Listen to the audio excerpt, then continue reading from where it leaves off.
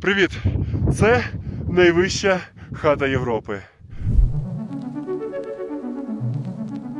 Відповідно до такого статусу, вона велично стоїть на висоті 4,5 тисяч метрів і цілорічно оточена снігами, льодовиками і справжнім альпійським холодом. І окрім того, що є однією з найепічніших споруд на планеті, зробила потужний внесок у науку, а її будівництво в кінці 19 століття було справжнім інженерним подвигом. Та традиційно шлях до неї був сповнений певних пригод. Бо, як це часто буває у мандрах, яким би приголомшливим не було місце призначення, саме шлях до нього формує історію, яку хочеться розповісти. А він в нас, окрім місць, де сніги можна знайти навіть улітку та гірських конкурсів на виживання, включав цілу низку незвичайних інженерних творінь. Як, наприклад, справжнє метро на висоті 3000 метрів. Та як водиться, розповім про все по порядку. І почнемо з низів, з чарівного міста Цюріх.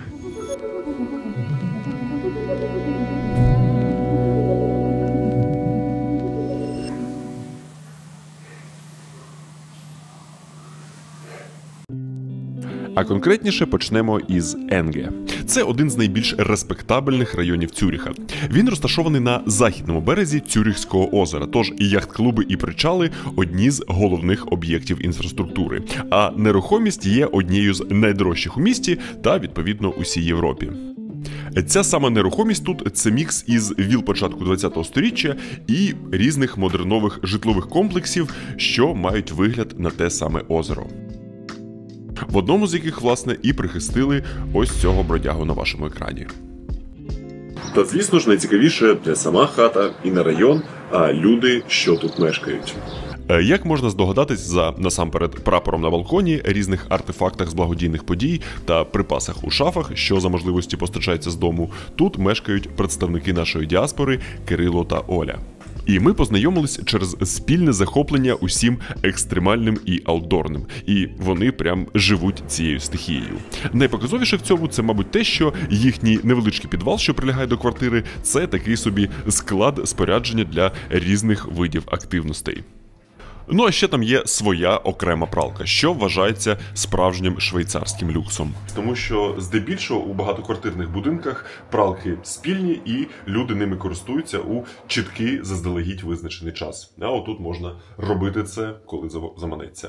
Та все ж головними побутовими приладами в їхньому господарстві є велосипеди, якими вони і пересуваються містом. І Цюріх, хоч і не має повсюдної велоінфраструктури, як у якомусь Амстердамі, цілком непогано для цього пристосований. Якась дуже багата версія GTA San Andreas.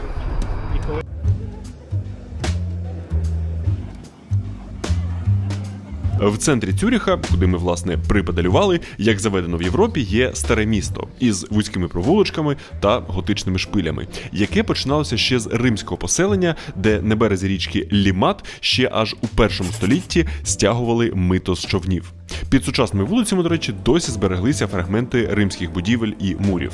І попри віки заможності, архітектура старого міста залишилася стриманою. Фасади скромні, майже непоказні, бо в Цюріху здавна вважали, що справжнє багатство не виставляють на показ на фасадах, а ховають за кам'яними стінами. Цей же принцип лише частково виконується на сусідній вулиці Банхофштрассе, одній із найдорожчих та найлюксовіших вулиць у світі. Ще 150 років тому тут були міські вали та рови, а після їх знесення на цьому місці з'явився прямий бульвар від вокзалу до озера. І ще з 20-го століття ця сама Банхофштрассе стала осередком дорогих автівок і броньованих вітрин люксових брендів. Ну а за менш глянцевими стінами Банхофштрассе одні із найвпливовіших фінансових інституцій і головних банків Швейцарії, якими вона насамперед славиться на весь світ. Але не дуже багато хто знає, що їхні банки з точки зору технологічності доволі застарілі та архаїчні. Мені розповіли, що для того, щоб отримати, наприклад, доступ до застосунку конкретного банку, тобі треба отримати фізичного листа, в якому буде якийсь код доступу та інструкція, як це зробити. Коротше, з українськими банками все це набагато швидше і сучасніше. Власне, як, наприклад, у банку Пумп. В них справді зручний застосунок, в якому є усі необхідні сучасні фінансові операції, в тому числі і для ведення ФОП. Власне, сам маю там ФОП. Та що ще може бути комусь релевантним, це те, що зареєструватись у пумп можуть навіть українці із закордонним номером, на випадок, якщо, наприклад, підтримують фінансово родину в Україні. Поповнювати, звісно ж, можна дуже зручно у гривні, або отримувати у валюті і обмінювати її там же у застосунку. Ну і щоб заохотити спробувати, усі, хто зареєструє картку за реферальним посиланням та проведе першу оплату, отримає 300 гривень на рахунок. Так, небагато, але, як кажуть у Швейцарії, копійка до копійки. Тож, власне, як завжди, посилання за ось цим QR-кодом або чекає на вас у описі цього відео. Та на контрасті із фінансами, банками, коштовностями та заможністю, Цюріх є одним із екстремальних та спортивних хабів. Тут безліч просто величезних магазинів спорядження, один з яких, власне, став критично важливим для цієї пригоди, але про це трохи пізніше. Різноманітних стадіонів, спортивних майданчиків, а між бізнес-центрами та коліями знаменитої швейцарської залізниці – памп-треки для стрибків на роверах.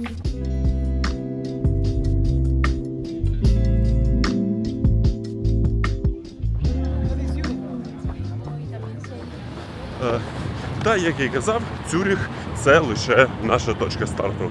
Дуже гарна, дуже затишна, але всього лише точка старту.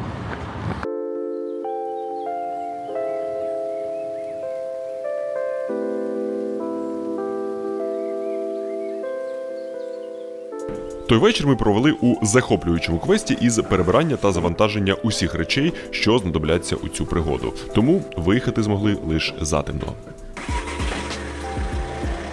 Нашим задумом було приїхати до точки старту пізно ввечері, там заночувати, для того, щоб зранку почати підйом. Але цей план не відрізнявся надійністю швейцарського годинника. Через те, що зачинили на нічний ремонт важливий тунель, постає вибір. Або об'їжджати його плюс 3 години, або ночувати десь перед цим тунелем і їхати ним зранку. Але добре, що ночувати в нас з собою.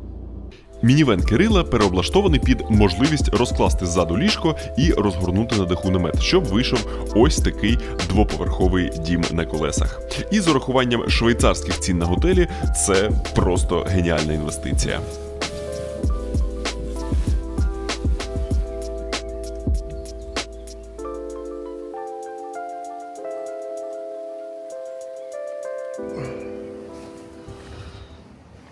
Шоста ранку. Спати було доволі прохолодно, тому що пічку з вечора не включили. Але добре, що в мене дебелий спальник. Ми, наскільки можливо, оперативно згорнулися і у напівсонному стані поїхали на передсвітанкове відкриття того самого критично важливого тунелю. Це Готардський тунель, який є одним із найдовших в Європі і, мабуть, найважливішим, адже він з'єднує, власне, північну і південну Європу прямо під самісінькими Альпами. Після 16 кілометрів тунелю очікували декілька не дуже захоплюючих годин автобанів, що привели нас до Італії, адже саме з італійського боку ми планували розпочати підйом у гори.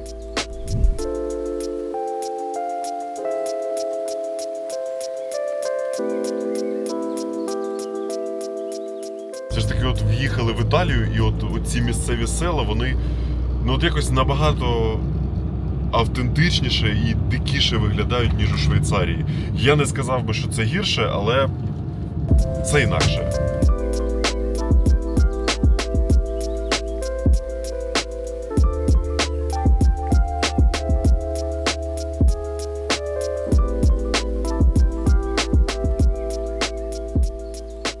Загалом дуже атмосферна суміш чогось альпійського, чогось середньовічного і чогось суто італійського. Можливо, я зараз скоїв якийсь місцевий адміністративний злочин, приїхавши до Італії зі своєю пастою, що приготована у Швейцарії, але ризикувати з тим, щоб знайти щось на сніданок, точно не хотілося. А вуглеводи сьогодні зайвими не будуть.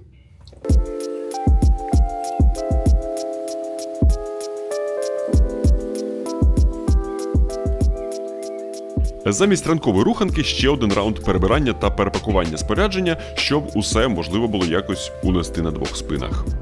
Ну і останні важливі приготування перед підйомом. Людина принципово не хоче відбирати в мене статус головного усача цього каналу.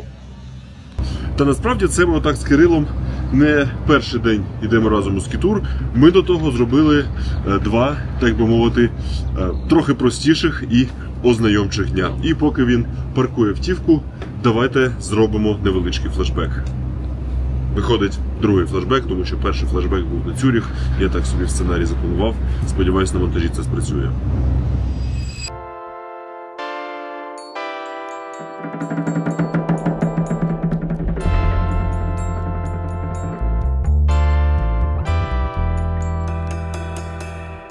Після босяцького сніданку у вже знайомій вам автівці ми виїхали з міста Бріг, в якому у тій же автівці і залишалися на ніч. Ночували в цьому місті, тому що воно знаходиться неподалік від одного з найвищих швейцарських курортів Саасфе. І, власне, від цього курорту нам треба лише його висота.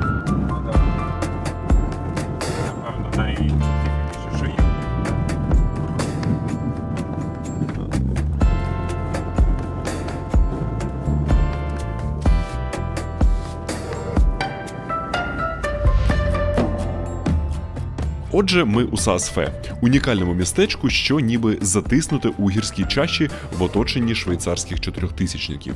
Тут з міркувань екологічності та тиші повністю заборонені приватні автівки, тож усі вони залишаються на велетенському паркуванні на околицях.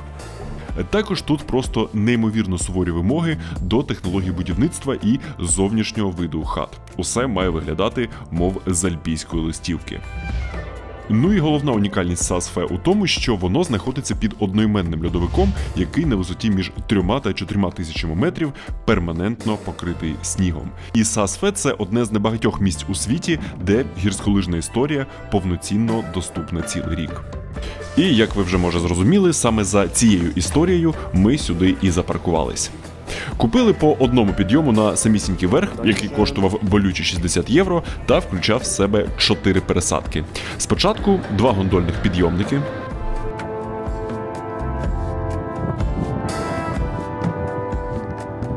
після яких прослідували на станцію одного справді унікального швейцарського інженерного проєкту. Зараз ми очікуємо на прибуття місцевого альпійського метро. Це не фігура мови чи аналогія, воно так і називається – метро Альпін. З кінця 70-х по середину 80-х прямо угорі довго і складно бурили майже 2-кілометровий тунель, до якого буквально тими ж підйомниками притягнули вагон і пустили тут фунікулероподібний маршрут. Справжній інженерно-гірський тріумф. Станція тут, звісно, не така гарна, як наші українські станції, але як для висоти 3000 метрів – цілком нічого.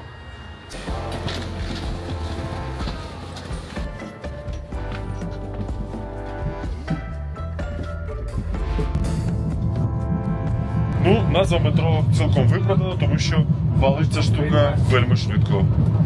Метро піднімає до зупинки, яка носить гордий титул найвищої підземної станції у світі. Так звучить, мов якийсь оксюморон, але по факту так воно і є. Ця станція називається Алялін, якась вона більш арабська, ніж швейцарська, і висота її 3500. Тут вже трохи відчувається перепад, але мета ще трохи вище.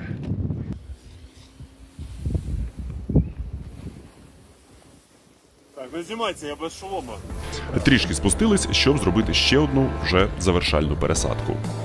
Швейцарія чи Тростян, Бугель є Бугель. Класика гірськолижного жанру. Бугель піднімає до найвищої точки, яка тут доступна з підйомників, далі тільки своїми 2.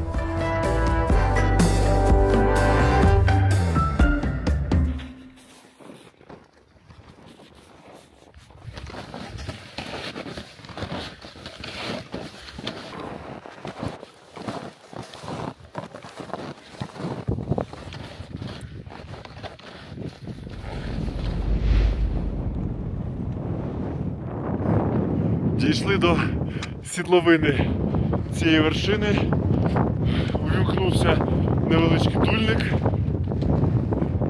йти стає потроху важче і важче. Вітер настільки відшліфував сніг, що довелося дістати свої крампони для сплітборда і про всяк випадок не крутити на палицю лідоруб.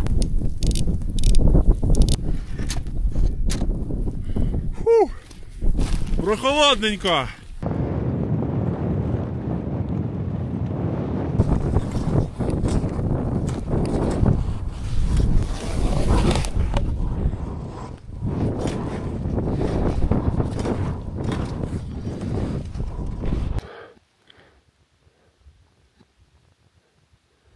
Зайшли з іншого боку гори і просто якась підозріла безвітряна тиша.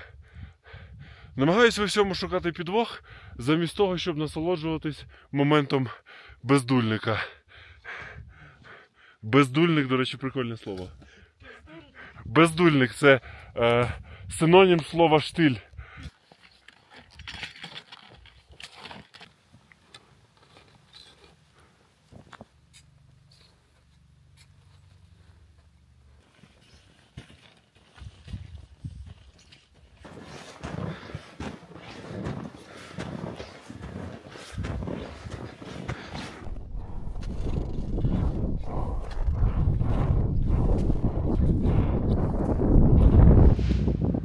Власне, ось він хрест на вершині. Це гора Алялінхорн, трохи вище 4000, з якої, як на долоні, видно усю Саасфейвщину. І, власне, на питання, а нащо було сюди пертися, відповім одним словом.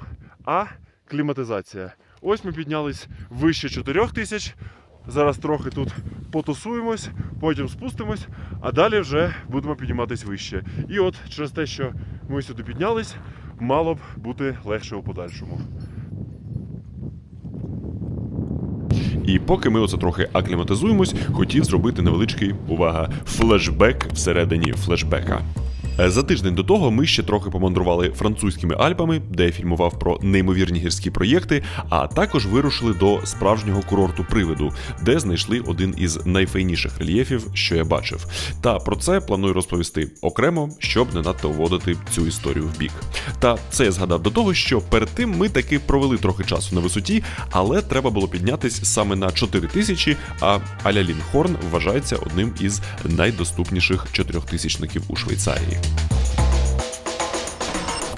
Знову людина чекає цього однорукого спеціаліста з гірськолижного гальмування. Щось без лідоруба тут їхати нема бажання.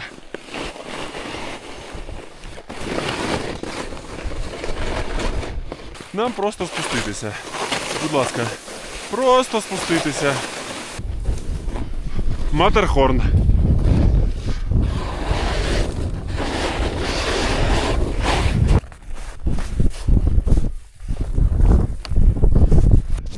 Ну що, їдемо впевнено, але обережно.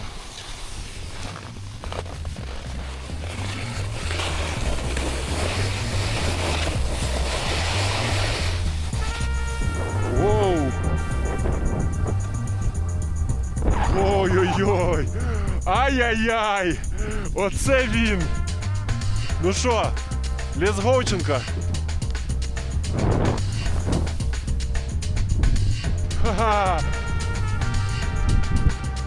Цей спуск льодовиком під Алялінхорном, особливо як для середини весни, був прям прекрасним. Я б навіть сказав по гірськолижному збуджуючим, або Алялінхорні. Такий от лінгвістичний каламбур. Гарно! Оце воно! Та ти що?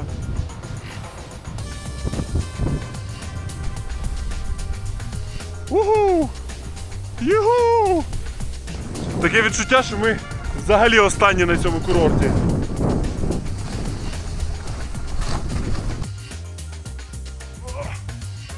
Ох, мої коліна мені дякують. Чесно, після цього підйомчику навіть отак от пролізти під мотузкою – це така вже задача нелегенька. Завжди отак от Вже повертаючись назад, слабко віриться, що залізли аж он туди. І ми тоді дійсно залишились самі на курорті і вертались до міста між величних краєвидів та зачинених підйомників.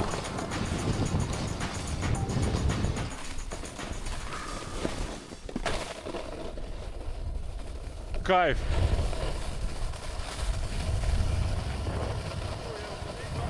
Зробили, виходить, за один день вгору і вниз 2 з гаком тисячі метрів. Гадаю, акліматизація відбулася.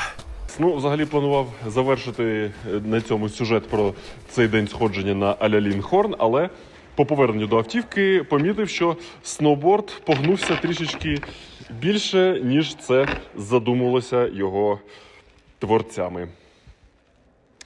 Ну, з одного боку, нарешті цей сноуборд побачив той сніг, для якого він був спроєктований, а з іншого, замість того, щоб зараз вирушати у новий день пригоди, треба десь шукати собі інший сплітборд в оренду. Як я прочитав потім в інтернеті, саме це місце є найбільш крихким у цієї моделі сплітбордів Джонс. Особливо, коли хтось із вагою, як в мене, катається на ньому по кризі.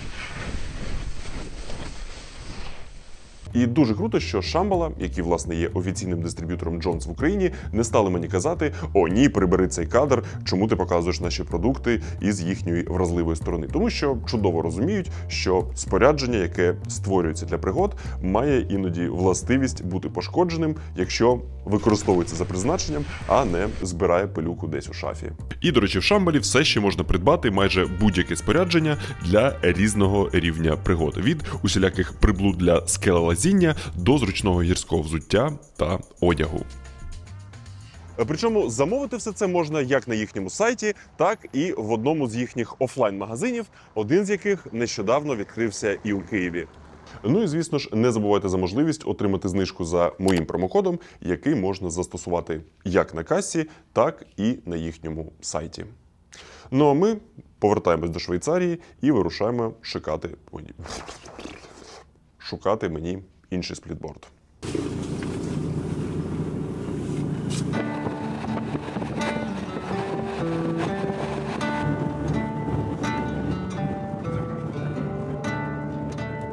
Ми вирушили у бік Цюріха, і шлях проходив через ще одне чудове швейцарське інженерне рішення, яке поєднує два їхніх головних захоплення – залізницю і тунелі. І ще автівки. Коротше кажучи, тут є тунелі, якими курсують платформи на рейках, на які можна заїхати власним автомобілем і добряче так зрізати шлях під горами. Такі рішення є і де-інде в інших альпійських країнах, але саме в Швейцарії це повсюдніша і звичніша історія. Всього в країні постійно працює 5 таких от платформ. З точки зору логістики і мобільності – просто шикарне рішення. З точки зору екологічності – двояко, бо з одного боку тунель, про який гора точно не просила, а з іншого – менше об'їздів серпантинами, значить менше викидів.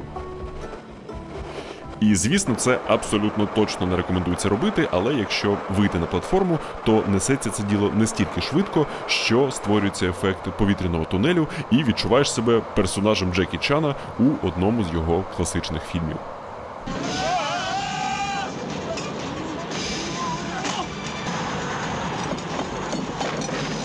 І, як на мене, це один з найкращих атракціонів, що тут можна отримати за 30 євро з машини.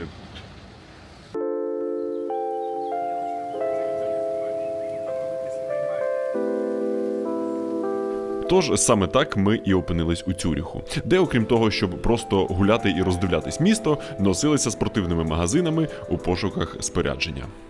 Швейцарія – це така країна, в якій посеред торговельного центра можна знайти магазин-кав'ярню, в якій знайшовся Джонс мого розміру на оренду. Це просто якесь диво. І це посеред весни була справді неочікувана вдача, тож я завантажив це диво на горба і повіз пакуватись. Ну а далі ви все пам'ятаєте. Вечірні збори, пізній виїзд, незапланована ночівля у селі, дорога до італійської сторони і ще одні, на цей раз вже ранкові збори.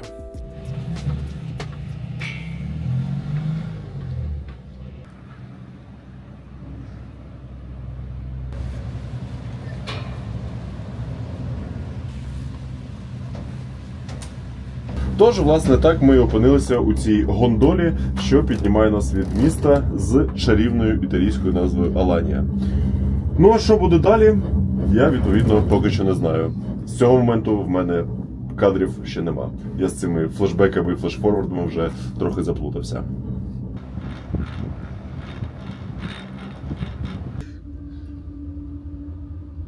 Піднялися з тієї хмари і стало набагато краще. Але я собі не уявляю, як ми будемо йти з усім оцим. Сподіваюся, ці послуги нам не знадобляться.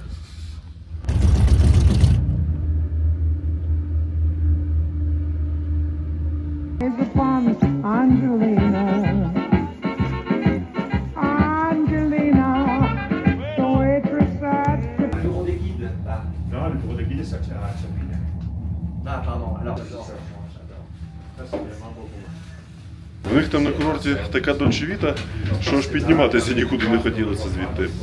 Але треба.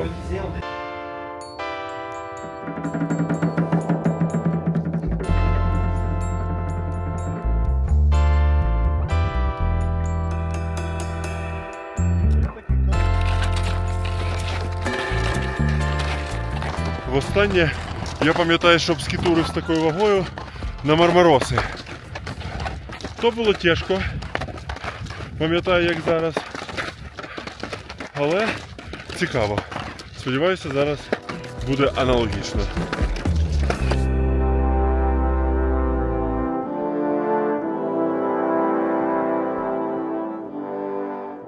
Цікаво співпало, що назва гірського масиву Монте-Роза, до якого ми оце піднялись, є співзвучною з Мармаросами. Це одна з найвеличніших гірських структур Європи, що відома менше за Монбланщину, але саме тут найбільша концентрація гір, що вище за 4000 метрів. І в глибині душі дуже б хотілося, щоб на одну з них закинув нагору гелікоптер, але у найкращих гірських традиціях тягнемо себе і свої баули слизькими схилами самотужки.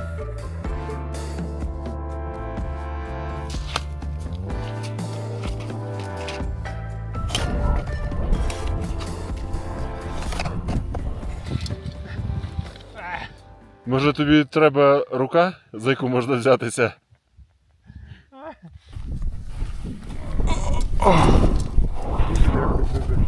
Дійшли до якоїсь першої високогірної хати попід дуже мальовничим льодовичком.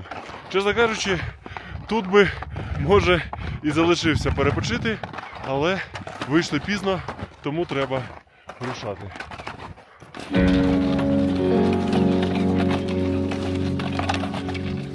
Під час підйому Монте-Розою зустрічається декілька подібних хат, що використовуються для ночівель та метеорологічних досліджень, і вони переважно стоять прямо на скелях. І це не задля інстаграмної мальовничості, а бо майже все навколо – це льодовики, які рухаються і тануть, і жоден фундамент надовго на них не витримає.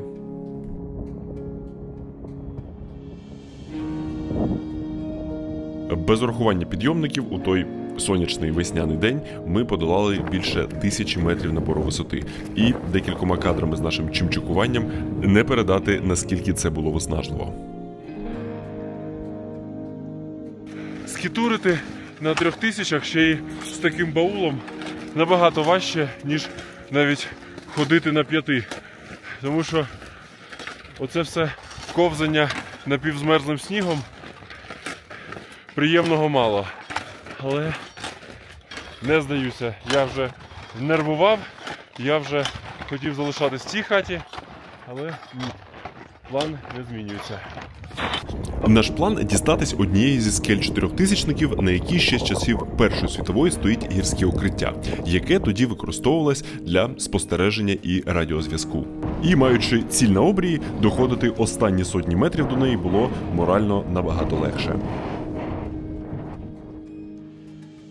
І тут залишилась одна невеличка перепонка. Сходинки до місця ночівлі. Ну, я сам на це підписався. Що можу сказати?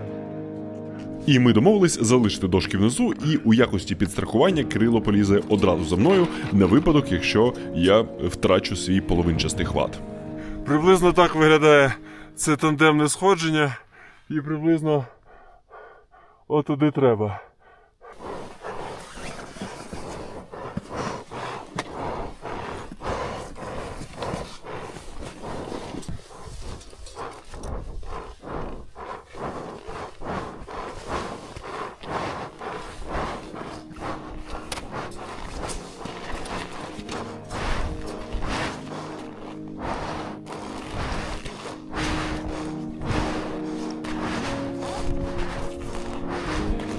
О!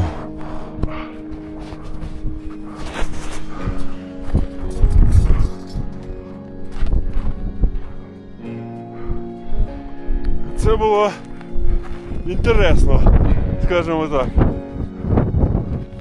На вершині зустрічає 3-метрова бронзова статуя так званого Христа вершин, що встановлена у 50-х і символізує єдність релігійних і альпіністських традицій регіону, а також перебудована у 80-х на місці старої станції так зване бівакко для гірських ночівель.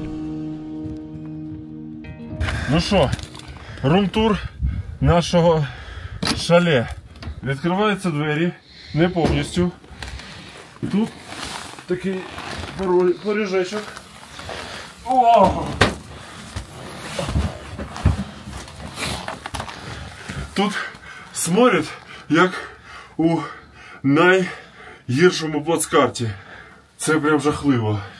Причина цього омбре – за дверцятами абсолютно жахлива вбиральня із замерзлими екскрементами, які не перебиті жодним освіжувачем повітря. Це мерзость, як казав класик. В основному ж приміщенні все дуже аскетично, бо це резервний притулок, який не обслуговується регулярно якимось персоналом, і тут лише мінімум якихось припасів, які хтось колись сюди приніс, засоби екстреного радіозв'язку з рятувальниками і, звісно ж, зображення Папи Римського. Ну а під дахом місце для ночівлі у спальнику, до якого, на щастя, зовсім не доходить шлейф з коридору. Вода на цих висотах видобувається виключно зі снігів, які тут в тій чи іншій кількості лежать перманентно.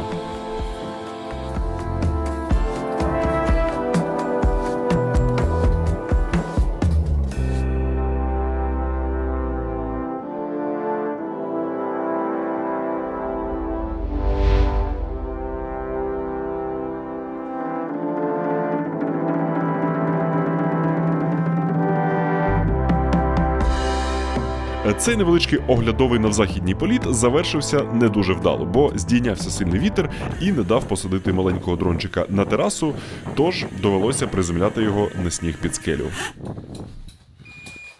І Кирило, замість того, щоб спокійно повечеряти або насолоджуватись після сенсетічною мальовничістю навкруги, розчахлив свої скелелазні навички і поліз у рятувальну місію з метою витягнути звідти хоча б матеріали. Що, як ви зрозуміли, побачивши попередні кадри, йому вдалося. За одним невеличким нюансом. Що за твоїм дроном я спостерігався сральник. Тому що це стокова труба, куди все гімно з хати летить. І воно все там. Вибач, ну ти ж казав, сідай під скелі. Та, на щастя, ця неапетитна оказія зовсім не відбила бажання нарешті таки повечеряти. До їдла пасують дві речі.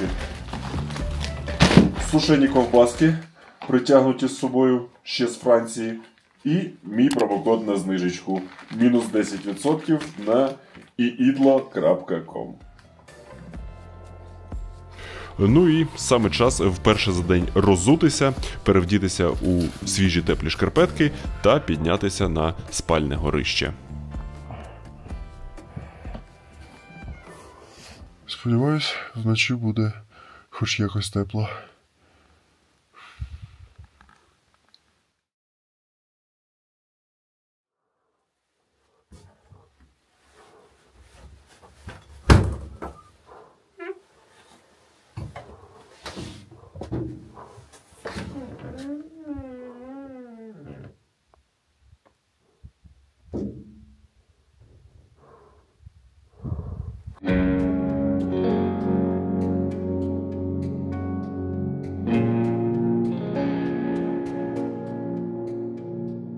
Просто фантастична погода зранку.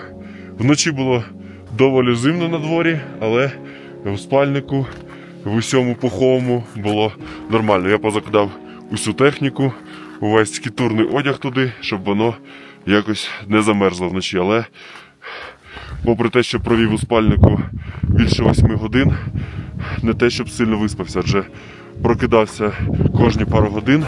На мене так діє ночівля на висоті.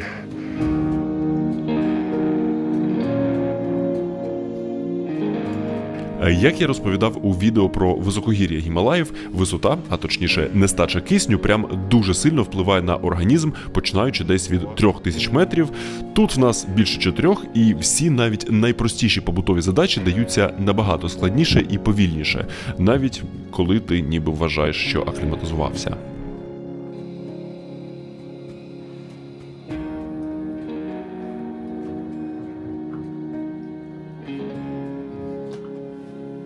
Ми неспішно поснідали, зібрались, вбрались у свої альпіністські принади і залишили цю прекрасну гірську капсулу.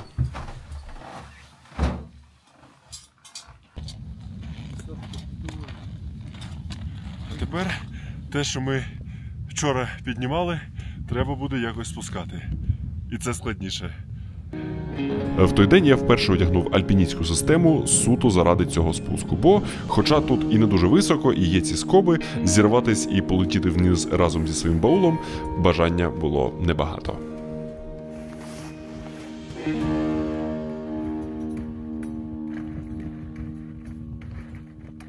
Сьогоднішній перехід буде не дуже довгим, але от я вже передбачаю, що останні кроки, отам от попід вершинкою, будуть відчуватись. Прям відчуватись.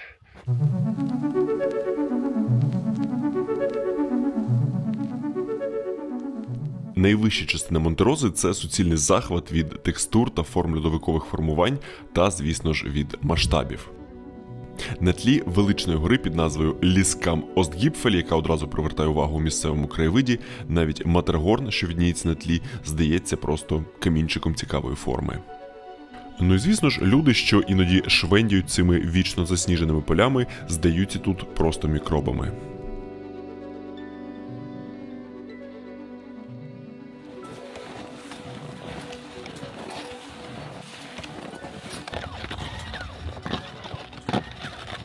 Піднялись насправді доволі швидко, але, як і передбачав, з останніми кроками є певні нюанси.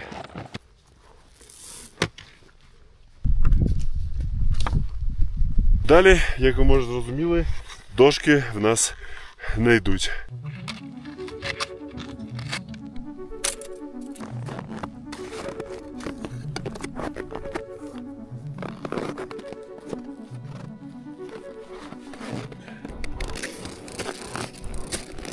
Остання діляночка підйому дуже тверда і закрижаніла. І навіть попри те, що тут вже ніби трохи повибивали сходи, можна зісковзнути, якщо йти в самих черевиках без кішок, і, як у аквапарку, полетіти донизу. Чого б сильно не хотілося.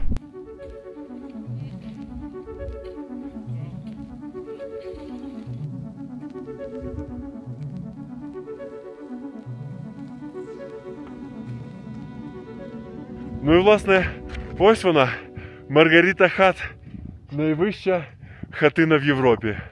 Одне із найбільших інженерних див у Альпах.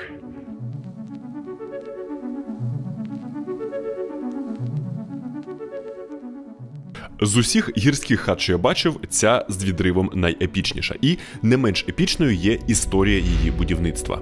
У другій половині 19 століття альпінізм у Європі бурхливо розвивався, і вчені почали цікавитися ефектами великої висоти на людський організм.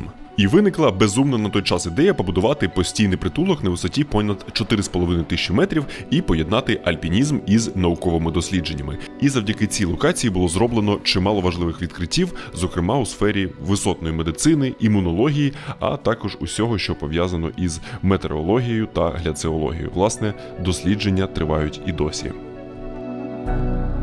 Будували цю хату на скельному виступі гори Сігнал-Купе, єдиної, плюс-мінус стабільної і придатної до цього в околицях. І це був справжній пік, це запланований каламбур, інженерної майстерності. Процес почався у 1890 році, коли поетапно почали піднімати сюди усі необхідні матеріали і конструювати каркас вручну. І, як на мене, ось ця світлина робочого процесу може дати прикурити знаменитому кадру з будівництва Нью-Йоркського хмарочосу. Це місце було добудоване аж у 1893 році і названо на честь тодішньої королеви Італії, відповідно Маргарити. І цікаво те, що на урочисте відкриття вона сама особисто сюди піднялася. Вона персонально дуже патронувала науку та альпінізм і тому усіляко підтримувала цей проєкт. І в цілому була дуже прогресивною і, бувши першою монархинею після об'єднання Італії у єдине королівство, багато італійців сприймали її як символ нової національної єдності. І цікавий факт, що окрім цієї хати на півночі країни, на її честь на півдні назвали ту саму культову піцу Маргарита. Непогане таке неймінгове резюме. Втім, повернемось до її хати. Маргарита Хат отримала велике оновлення і утеплення у 80-х роках. І тут тепер більш ніж 50 ліжкомісць, які, щоправда, були у той квітневий день повністю вакантними. Влітку в сезон походів ця хата є дуже популярною і взагалі недешевою. Ніч тут стартує від 110 євро. Зараз вже за більш зимових обставин вся ця історія функціонує у вигляді притулку, в якому кожен, хто тут опинився і того потребує, може залишитись на ночівлю. Власне, окрім нас сьогодні, тут більше ніхто і не опинився.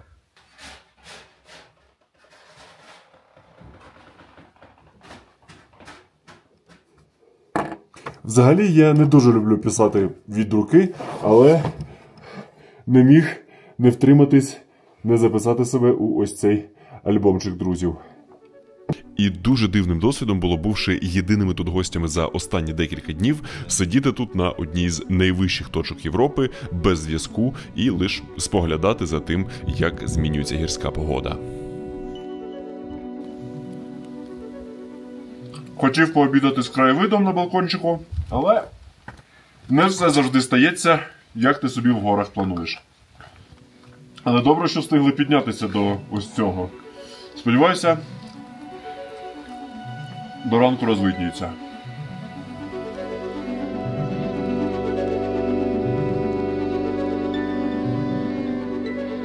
Та, на наше щастя, сталося це набагато скоріше. Всього за пару годин вештання порожніми коридорами цієї хати у найбільш відповідний для того час.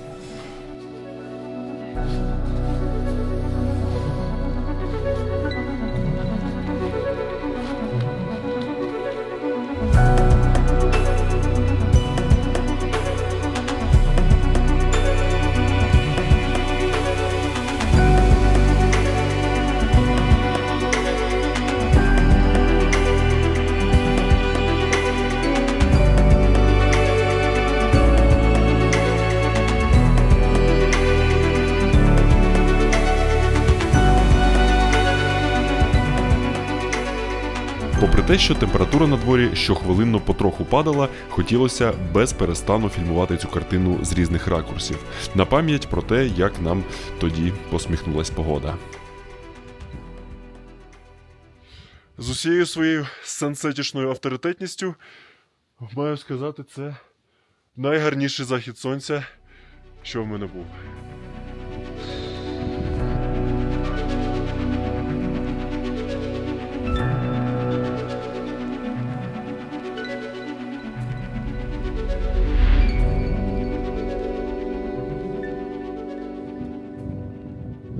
Відморозив усі наявні пальці, розрядив майже усі наявні девайси, але це було прекрасно. Останні ж крихти акумуляторів витрачені на те, щоб задокументувати місцеве нічне небо і те, як ми, після того, як температура на дворі звалилася за мінус 10, дуже атмосферно відігрівалися чаями, перш ніж піти на свої заслуговані декілька годин нестабільного малокисневого сну.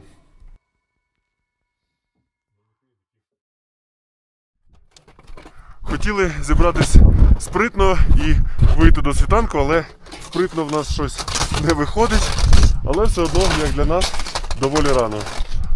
Залишаємо цю хату, вдячні за суперфантастичний захід сонця і маємо доволі амбітні плани на сьогоднішній день.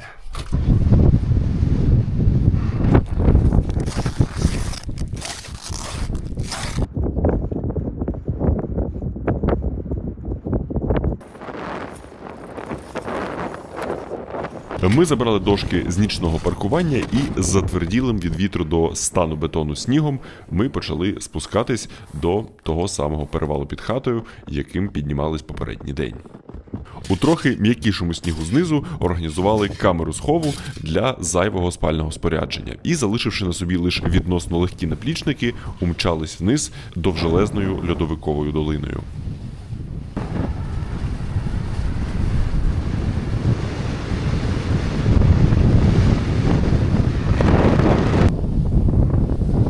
Вау!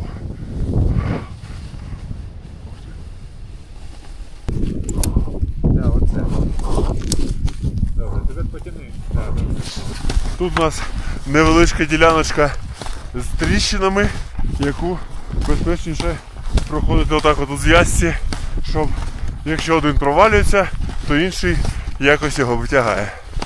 Ну або не витягає, а хоча б тримає до прибуття більш професійної допомоги. Бо льодовики – це не лише дахозносна краса, а й велика небезпека, бо тріщини, вкриті снігом, можуть сягати сотень метрів у глибину. І ось так, власне, виглядає збоку той льодовик, частиною якого ми проходили. Тож ми перетнули поле з тріщинами до скелі, де перевзулися у вже знайомі вам кішки, бо траєкторія, яку ми собі намітили, надто вертикальна і тверда, щоб намагатись йти її на камусі.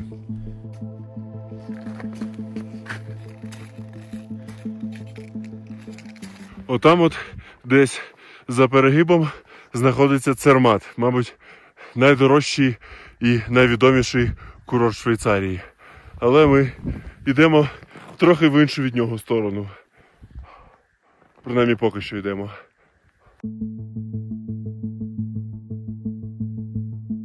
Перед нами так званий сірак. І попри назву, яка тішить моє незріле почуття гумору, це дуже небезпечне утворення. Вертикальний масив криги розміром із багатоповерхівку, від якої час від часу можуть відвалюватись крижані балкони із ризиком розчавити усе, що буде під ним.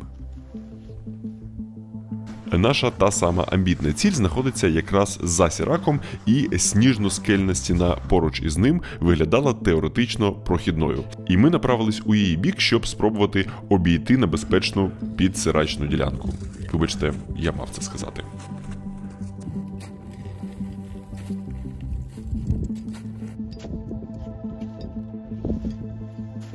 Для мене це був невимовно виснажуючий підйом, у якому кожен крок через м'який та вже нестабільний сніг вимагали зусиль та балансу.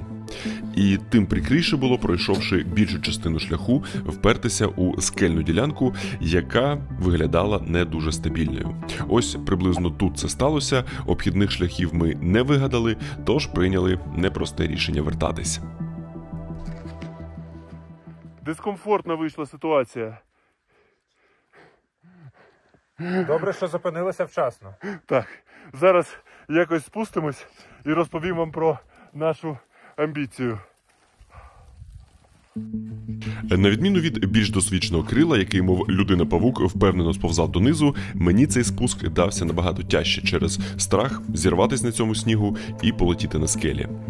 Тому кожен маленький крок униз вимагав часу на прицілювання, і тому спуск до безпечнішої ділянки, де вже можна було перечепити цю дошку, зайняв не менше часу, ніж цей невдалий підйом, і точно не менше зусиль. Пу-пу-пу.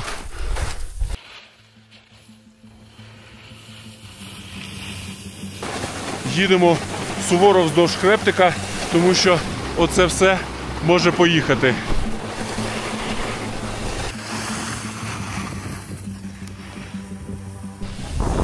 Фу.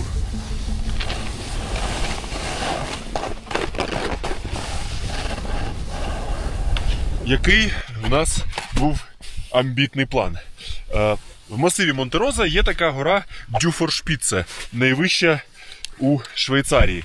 І власне, у Кирила була амбіція туди піднятись, а я був цілком не проти. Туди є два шляхи. Один іде від тієї самої Маргарита Хат, і він і влітку не дуже простий цей маршрут, а взимку там все в снігу, в кризі, коротше, суватись туди це одразу амінь. Другий шлях туди йде зі сторони Швейцарії, але це зовсім з іншого боку цього всього масиву, і це плюс 2-3 дні на те, щоб туди переїхати. Але пан Кирил, маючи в наявності якісь круті швейцарські мапи, побачив, що є перегінчик, на який можна піднятись і трохи зрізати частину того самого простішого маршруту зі швейцарської сторони. Власне, ми вийшли на той перегінчик, а що було далі, ви тільки що самі бачили. І ми насправді вже бачили за тим сіраком людей, які піднімаються тим простішим маршрутом на Дюфоршпіце, але все одно розвернулися у бік наших речей, бо, хоч і маємо певні гірсько-піднімальні амбіції, здоровий глузд треба ставити перед ними. Ви знаєте, може навіть і не краще цілком, що не стали туди дертися, бо я от зараз на підйомі до перевалу під Маргарита Хат вже випльовую легені. А якщо б ще було плюс 700 метрів набору до Дюфоршпіце, то взагалі не знаю, що було б. Тому, мабуть, гарно, коли гори дають тобі знак, слухати свій організм і відправлятись до них більш підготовленими. І от хотів би я зараз сказати щось про те, що всі ці краєвиди навколо відволікають і додають сил на підйомі, але ні, дуже тяжко. В таких подорожах прям цінуєш свій урбаністично-домашній затишок із матрасом, гарячим душем і усім оцим. Тож ми повернулися до нашої камери схову, перепакували та начепили на себе речі та спрямувалися шляхом, яким 2 дні сюди піднімалися. Але лише на якихось 20 хвилин не встигли на останній підйомник, який міг би з комфортом спустити нас до курортної зони. Тому комфорт трохи відклався. Тож далі був ще один, м'яко кажучи, неприємний спуск через крутий закрижанілий кулуар і довгий траверс до перегину, яким лише можна було дістатись з зони курорту. Дотопали до закинутої станції підйомників. Тепер треба спускатись туди, щоб встигнути сьогодні потрапити до машини. Все, що завгодно, аби не ночувати ще одну ніч у горах.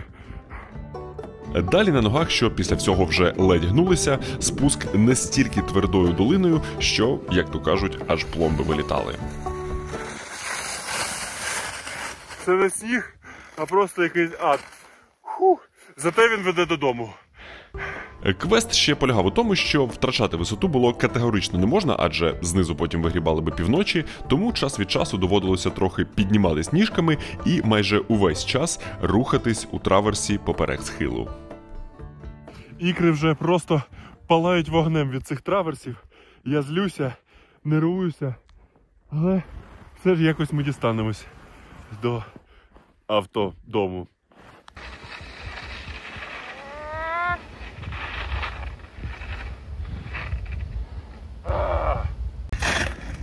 Коротше, отакі от траверси робіть 2 рази на тиждень і коліна боліти не будуть.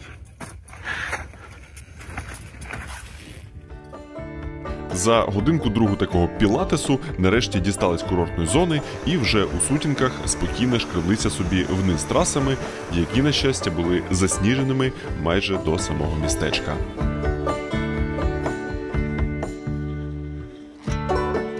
Внизу в цивілізації навіть базові елементи комфорту здаються справжнім гедонізмом. Перевзути черевики у м'які капці, вдіти свіжі речі, які не пахнуть 3 днями перебування у горах. І, звісно ж, не забуваємо про щось італійське.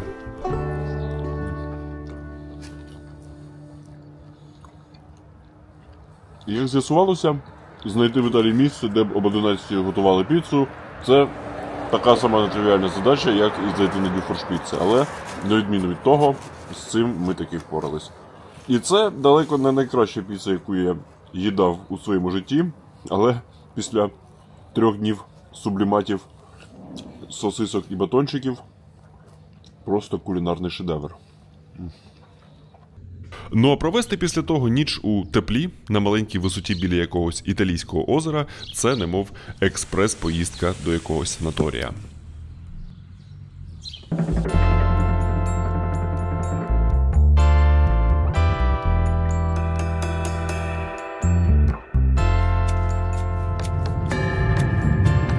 Зранку, мов типові швейцарські мешканці, трохи закупилися в Італії і неспішно повертаємось до Цюріха, паралельно розглядаючи різні пам'ятки італійської частини Швейцарії.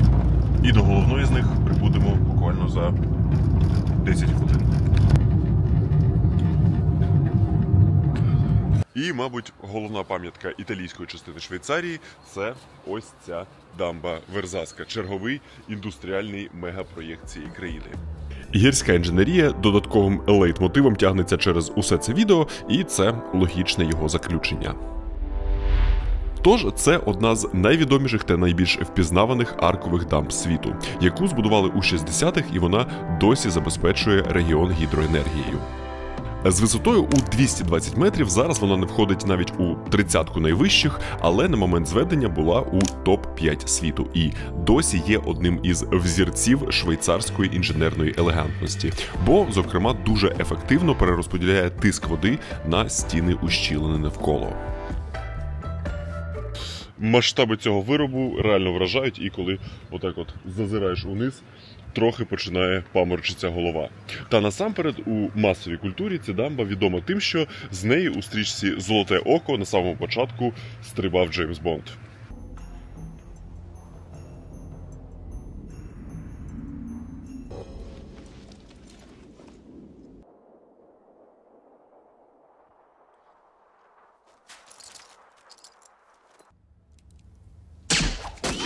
І, власне, з ось цієї конструкції кожен охочий може спробувати відчути себе Джеймс Бондом і гайнути з неї униз.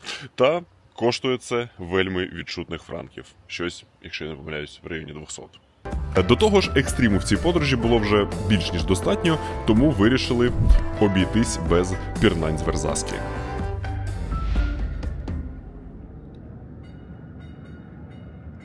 Нарешті доїхали до Цюріха. Тут вже справжнє літо, морда обгоріла по формі окулярів, пальці відморожені, руки від морозу потріскалися.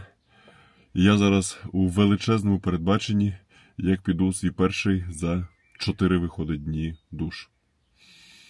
Але для початку треба розвантажити речі ось цими пальцями, якими боляче взагалі будь-що робити, і потім планувати своє повернення додому.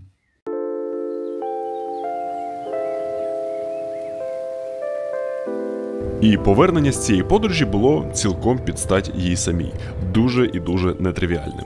Рейсовий автобус з Цюріха за допомогою поробної плавучості перетнув озеро, яке є кордоном між Швейцарією та Німеччиною.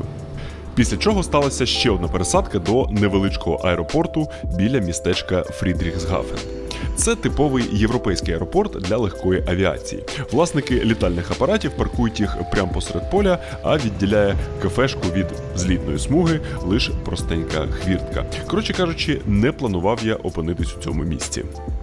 І сталося це через дуже цікавий збіг обставин. Один із літаків, що тут запарковані, належить пану Володимиру з каналу «Записки пілота», де він розповідає, власне, про авіацію. І так співпало, що ми з ним напередодні цієї подорожі списались. І виявилось, що він тут зовсім неподалік. І вирішили, що буде зручно, якщо він мене підкине до Польщі. Такого блаблакару в мене ще не було. Тобто виходить такий ультимативний тревел-блог, в якому я попересувався майже на всьому, на чому можливо. Пішки, на скітурі, на велосипеді, на потязі, на автівці, звісно ж, на гірському метро, пальців не вистачає перераховувати, на всіх видах підйомників і от, звісно ж, на цьому. Тож ми закинули багаж до хвоста його сімейного літачка, він розрахувався за паркінг транспортного засобу, продемонстрував мені, що у випадку чого виступатиме в якості туалету, і ми завантажуємось на борт. О, як сюди влізти взагалі можливо? А ні, нормас. Ну а далі все майже як у кіно.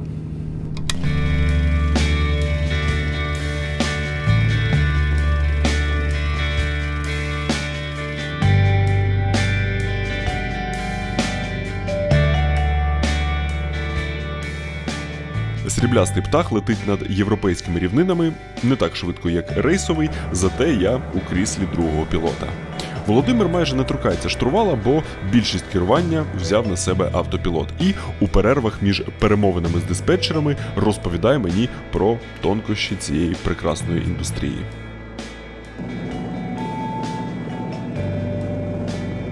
І на підльоті до такого ж невеличкого аеропорту під Варшавою мені згадувалось, як легка авіація стрімко розквітала в Україні, і сподіваємось, що колись це неодмінно до нас повернеться.